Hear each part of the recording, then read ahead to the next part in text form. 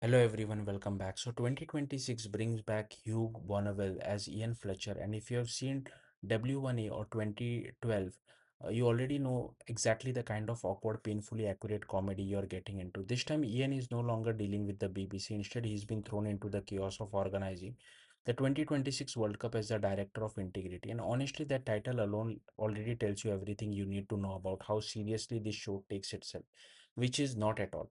The setting shift to Miami gives the series a slightly different flavor, but at its core, it's still the same satire. A bunch of people in important position trying to handle something massive while clearly having no idea what they are doing. Whether it's confusion about venues, basic planning issues, or just general incompetence, the humor comes from watching this professional struggle with things that should be obvious. And right in the middle of all that is Ian Fletcher, the one guy who occasionally makes sense.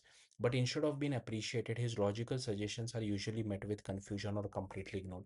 It's that classic style of comedy where being reasonable actually makes you the odd one out. Now, if you're coming into this after W1A, one thing you will notice pretty quickly is that 2026 doesn't feel as fresh, and that's not necessarily a bad thing. It's just the nature of this kind of humor. The formula hasn't really changed. So while it's still funny, it doesn't hit with the same novelty as before. That said, it's still a very enjoyable watch. The writing remains sharp, the dialogue is packed with awkward pauses and corporate nonsense, and there's something weirdly comforting about its predictability.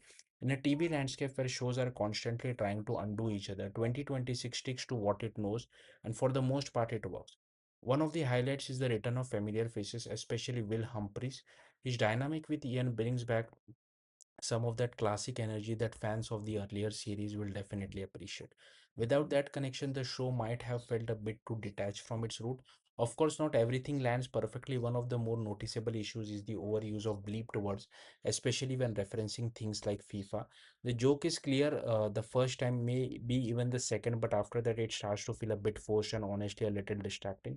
Instead of adding to the humor, it can pull you out of the moment. There are also moments that feel slightly random or unnecessary, like certain meeting setup that don't quite make sense. But to be fair, part of the show's charm has always been its absurdity. So whether that works for you really depends on your taste. Overall, 2026 doesn't try to reinvent anything, and that's both its strength and its weakness. It's not groundbreaking, it's not trying to be the funniest show on TV, but it is consistent. And sometimes that's exactly what you want. It's familiar, it's easy to watch, and it still delivers enough laughs to keep you engaged. If you loved W1A or 2012, you probably enjoy this as well. Just don't expect it to feel fresh as it once did. Thank you for watching. Bye.